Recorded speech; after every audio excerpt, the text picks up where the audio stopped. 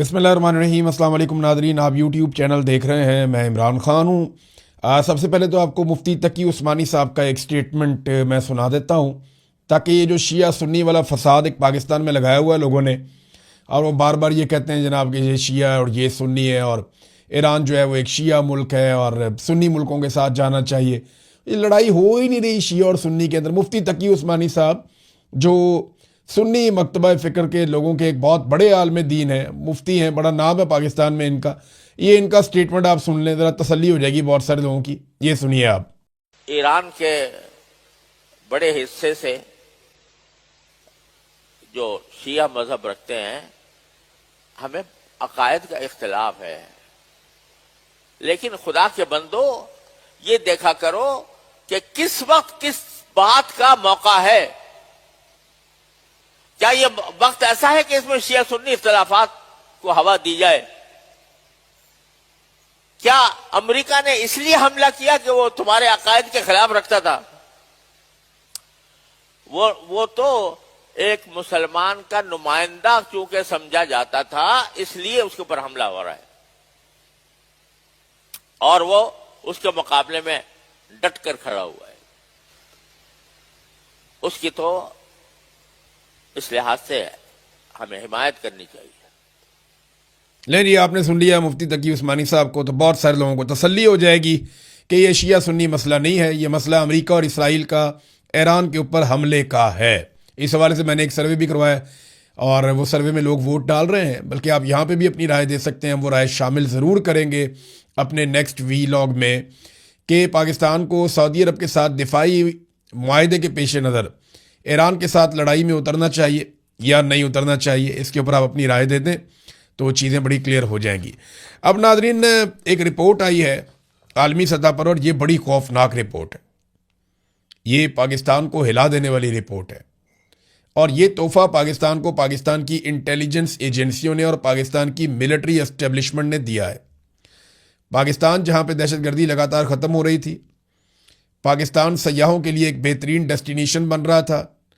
2021-22 में सयाह जो हैं वो पाकिस्तान में आ रहे थे, हालात बहुत नॉर्मलाइज हो चुके थे, ड्रोन हमले ख़त्म हो चुके थे, और कबायली इलाकों में बड़ा सुकून था। लेकिन उसके बाद जनरल बाजवा ने, जनरल फैज़ हमीद ने और जनरल नदीम अंजुम ने शहबाज शरीफ और उनके साथियों के साथ मिलकर दहशतगर्दों को लाकर खैबर पख्तूनख्वा में बसाया, और बॉर्डरों से बाकायदा फौज ने दहशतगर्दों को गुजार कर पाकिस्तान में लाकर बसाया। अब दहशतगर्दी बढ़ना शुरू हो गई है। तो ये एक नया डाटा आया मेरे पास, ये मैं आपको दिखाता हूँ। ये है जी ग्लोबल टेररिज्म इंडेक्स। ये जो द ग्लोबल टेररिज्म इंडेक्स है, ये हर साल जारी किया जाता है और ये इंटरनेशनली जारी होता है। तमाम ममालिक का डाटा इसके अंदर रखा जाता है। 163 ममालिक हैं जो कवर करते हैं दुनिया की लगभग 99% आबादी को, वो उसका सारा डाटा यहाँ पे हमारे पास मौजूद है। Institute of economics and peace, ये जनाब इदारा है जहाँ से ये रिपोर्ट जारी होती है। अब इस रिपोर्ट में पाकिस्तान दुनिया में दहशतगर्दी से मुतासरा ममालिक की फहरिस्त में पहले नंबर पे आ गया, और ये फील्ड मार्शल आसिम मुनीर साहब के दौर में हुआ।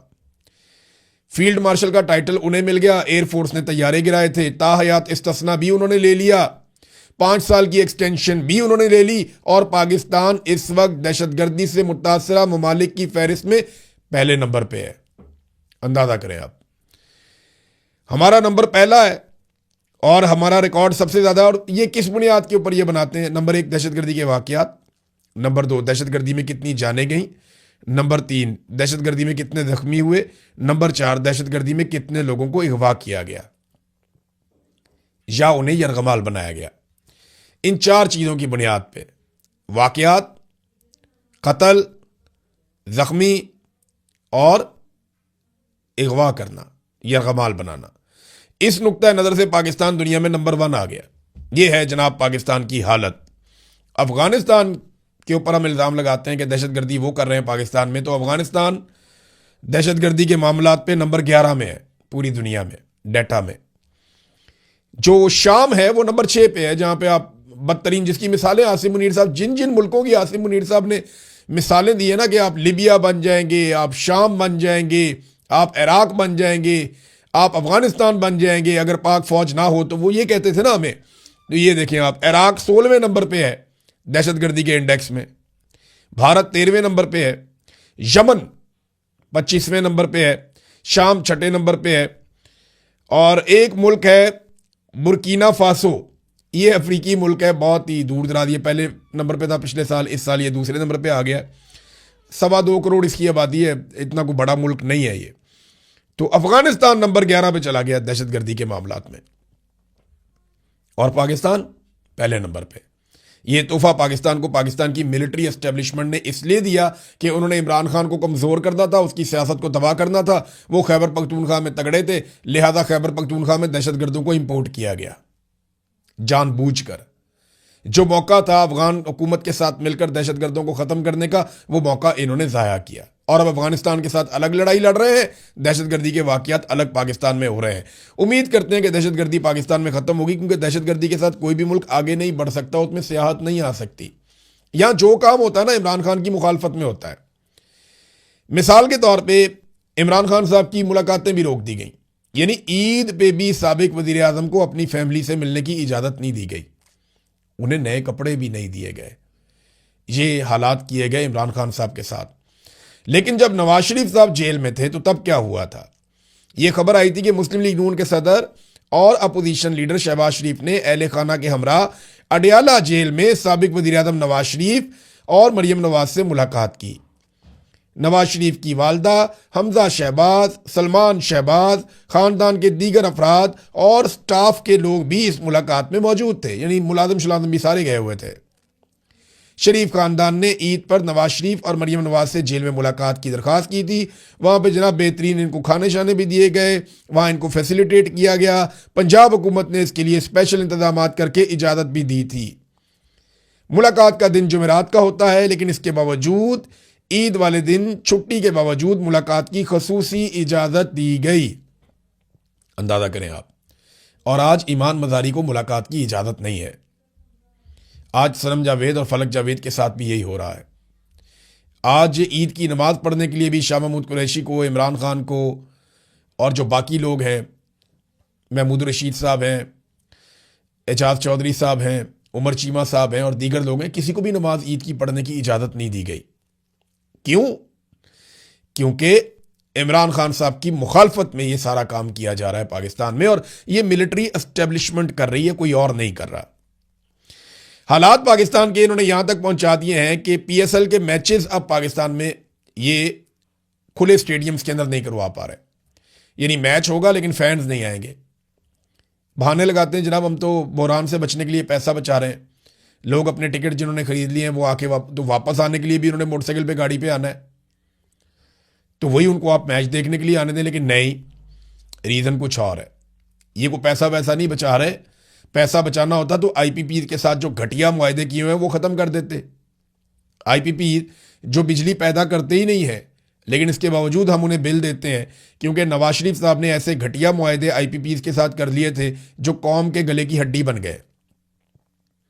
आईपीपी 1 यूनिट बिजली बनाते हैं और 3 यूनिट बिजली के पैसे लेते हैं। कई आईपीपी ऐसे हैं जो बिजली बनाते ही नहीं हैं और बिजली के पैसे लेते हैं कौम से। तो अगर पैसा बचाना है तो वहां पे बचाओ ना, बेशर्मी जो वहां पे की हुई है। अब ये कह रहे हैं जनाब कौम को हम स्टेडियम में नहीं आने देंगे, वजह मैं आपको बताता हूं। पाकिस्तान में दहशतगर्दी के शदीद खौफनाक खदशात हैं, और ये पाकिस्तान की एस्टेब्लिशमेंट का दिया हुआ तोहफा है, नाकामी है पाकिस्तान की।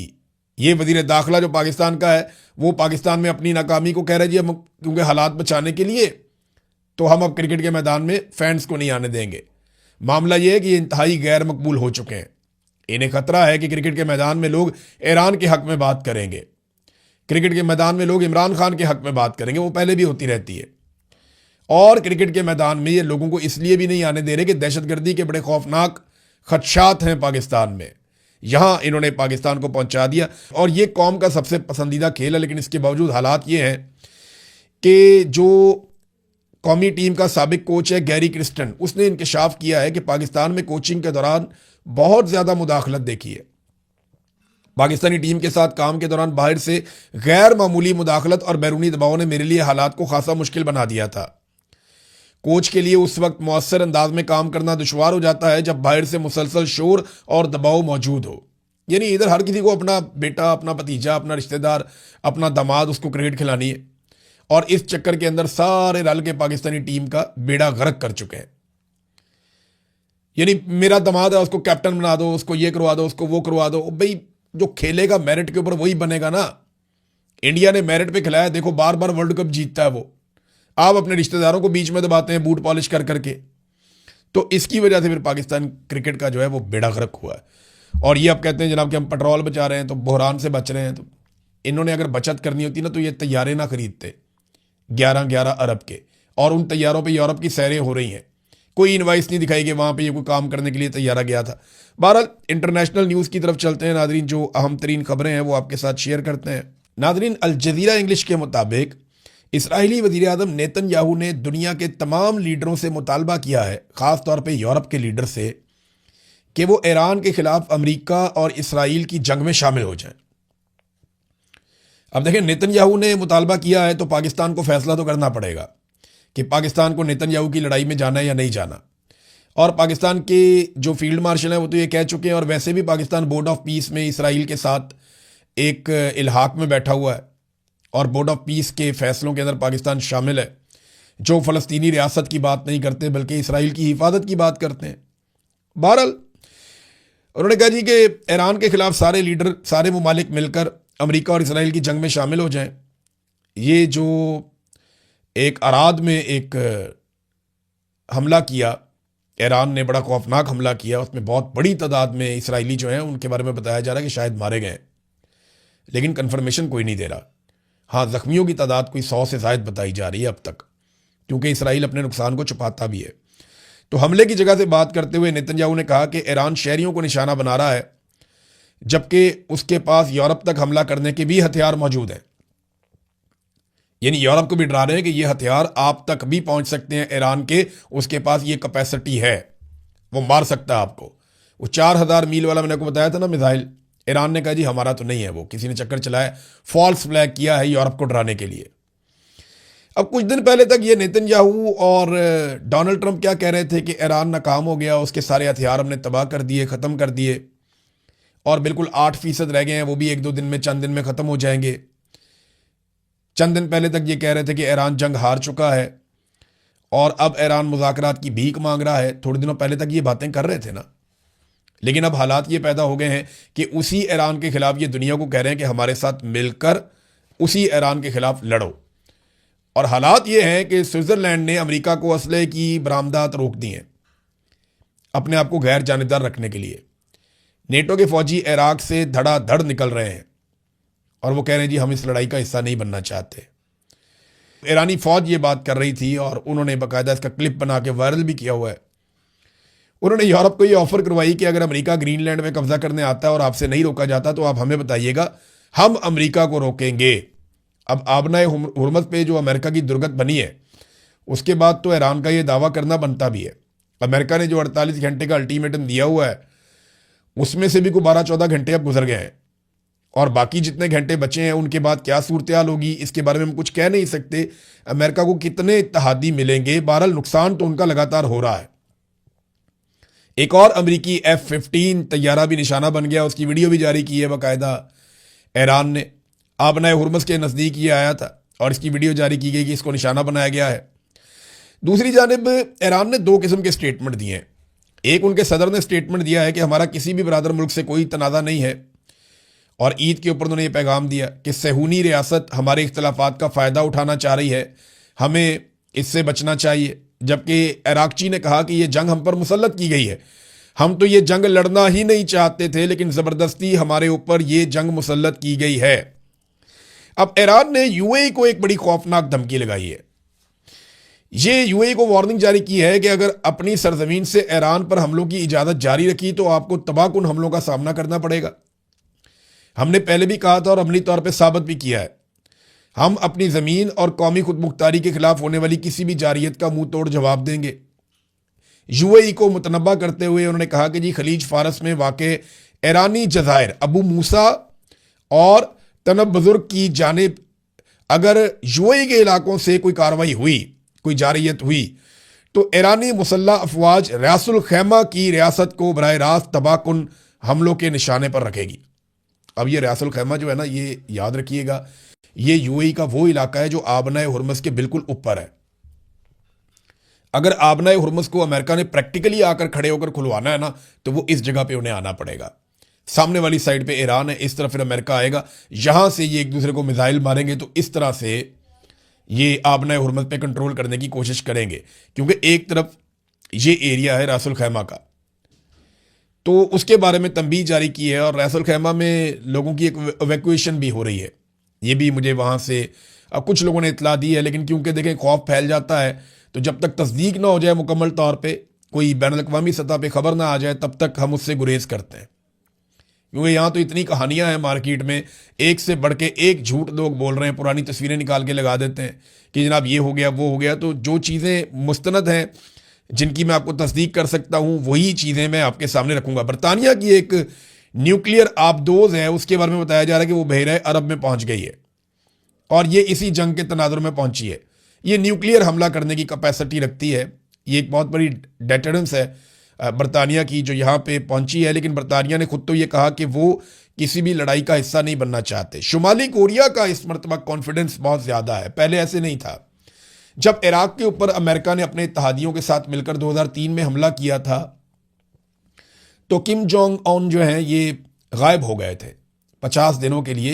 ये मंजर आम से हट गए थे और काफ़ी दूर चले गए थे अपने कैपिटल को छोड़कर, क्योंकि उन्हें उस वक्त खतरा था कि अटैक ही ना हो जाए हमारे ऊपर, या मेरे साथ भी वही ना हो जाए जो इस वक्त इराक में हो रहा है। तो इन्होंने फिर बड़ी मेहनत करके 2006 में पहला एटमी तजर्बा कर लिया। 2017 तक शुमाली कोरिया ने को 5 मजीद एटमी तजर्बे कर लिए। 2006 में किए, 2009 में किए, फिर 2017 तक ये करते रहे, तो इन्होंने काफ़ी एटमी तजर्बे कर लिए। अब दो चीज़ें ऐसी हैं शुमाली कोरिया के पास जो उनको बहुत एतमाद देती हैं। उनका सदर कहीं भी नहीं जा रहा, वो मज़े से बैठा हुआ है और वो धमकी भी लगाता है और वो अपनी मर्जी का स्टेटमेंट भी देता है। उसने अमेरिका को जारह करार दिया है इस लड़ाई में, इसराइल के खिलाफ बोला है, उसे फिक्र ही नहीं है। वजह यह है कि अब उसके बाद दो चीज़ें हैं। नंबर एक, उसके बाद वो मिसाइल टेक्नोलॉजी है मुबैना तौर पे जो अलग अलग बड़े आज़मों में जाके अटैक कर सकती है, और उसके बाद 50 एटमी वॉर हेड्स हैं।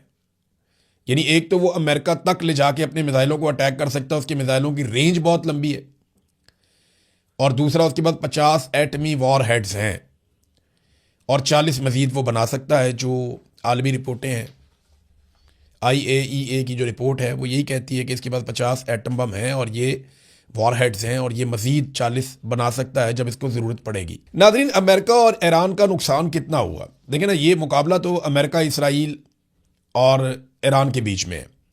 तो जानी नुकसान की अगर हम बात करें तो ज़मीन आसमान का फ़र्क है। ईरान का जानी नुकसान 10 गुना से भी ज़्यादा है जो अमेरिका और इसराइल का हुआ, बल्कि आप 20 गुना से भी ज़्यादा समझें। इंफ्रास्ट्रक्चर का नुकसान भी ऐसे ही है। ईरान में चाहे रिहायशी इमारतें हों, चाहे कमर्शियल इमारतें हों, चाहे बाकी जगह हों या फ़ौजी तनसीबात हों, उनका नुकसान बहुत बड़ा है। बहुत बड़े पैमाने पर अमेरिका ने और इसराइल ने वहाँ पे नुकसान किया है, जबकि अमेरिका और इसराइल का नुकसान इसके मुकाबले में कम है अगर आप नंबर्स में देखें तो। माली नुकसान अमेरिका का और इसराइल का ज़्यादा हुआ है, क्योंकि ईरान जो हथियार इस्तेमाल करता है वो खुद बनाता है और बहुत सस्ते बनाता है, जबकि अमेरिका और इसराइल जो हथियार इस्तेमाल कर रहे हैं वो बहुत महंगी तरीन कंपनियां वो हथियार बनाकर इन्हें दे रही हैं, तो वो बहुत महंगे हैं। लिहाजा यहाँ पे अमेरिका को और इसराइल को बहुत ज़्यादा नुकसान हो रहा है। रोज़ाना लगभग 1 से 1.5 अरब डॉलर अमेरिका के लग जाते हैं, और जो तबाही उनकी हो रही है वो अलग है। साख का नुकसान, यानी जो क्रेडिबिलिटी थी अमेरिका की वो फारिग हो गई। अब उनके पास वो क्रेडिबिलिटी नहीं है जो वो पहले इंजॉय करते थे कि जिसको चाहे मार दिया, जिसको चाहे छेड़ दिया, जो चाहे करवा लिया। अब अमेरिका की वो मिथ टूट गई है, वो वाला उनके पास डंडा अब नहीं है जो चौधराहट वाला डंडा उनके पास पहले था। यानी अब लोग चाइना की तरफ देखते हैं, लोग सोचते हैं अगर रशिया के साथ अमेरिका लड़ पड़ता तो उसके साथ क्या होता। तो अमेरिकन हथियारों ने और अमेरिकन फौज की स्ट्रेटजी ने कोई दुनिया को मुतासिर नहीं किया। अमेरिकी पोप ने भी जंगबंदी की अपील कर दी है। अमेरिकन पोप लियो ने यह अपील की है कि आम अफराद इस जंग की भेंट चढ़ रहे हैं, लिहाजा मेरी अपील है और मैं दोबारा भी अपील करता हूं कि इस जंग को फौरी तौर पे बंद किया जाए। अमेरिका के साबिक सेक्रेटरी दिफा हैं और CIA के साबिक डायरेक्टर हैं लियोन पेंटा। ये बड़े मशहूर आदमी है अमेरिका के, आप लोग इन्हें जानते होंगे, जो लोग खबरें पढ़ते हैं उनको पता है ये कितना अहम आदमी था। उसने कहा है कि ईरान के साथ 3 हफ्तों से जारी जंग के बाद सदर डोनाल्ड ट्रंप आगे कुआं और पीछे खाई वाली सूरत में फंस चुके हैं। सदर के पास निकलने का कोई तरीका नहीं है। अमेरिका के अंदर बैठ के तजियाकार कह रहे हैं कि अगर ईरान, इसराइल और अरब ममालिक के सिर्फ पानी को ट्रीट करने वाले या पानी का ट्रीटमेंट करने वाले जो प्लांट्स हैं उनको निशाना बनाए तो ये घुटनों पे आ जाएंगे और कुछ करना नहीं पड़ेगा। तो ईरान के पास बहुत सारे ऐसे टारगेट्स हैं जिनको वो हिट कर सकता है, लेकिन वो अभी तक सब्र का मुजाहरा कर रहा है। लेट्स सी आने वाले दिनों में क्या होता है। लेकिन पाकिस्तान अगर इस लड़ाई में उतरता है तो पाकिस्तान के अंदर एक अजीब ही जंग लग जाएगी। पाकिस्तान के अंदर इतना शदीद रद्द-ए-अमल कभी नहीं आया होगा और पाकिस्तान की फौज एक ऐसी लड़ाई में खुदा न खास्ता चली जाएगी जिस लड़ाई को पाकिस्तानी कौम की बिल्कुल सपोर्ट हासिल नहीं होगी। ये बात जो मैंने शुरू में आपको सुनवाया, एक स्टेटमेंट मुफ्ती तकी उस्मानी साहब का, वहां से भी क्लियर हो जानी चाहिए। अब तक के लिए इतना ही। अपना ख्याल रखिएगा, अपने इस चैनल का भी। अल्लाह हाफ़िज़।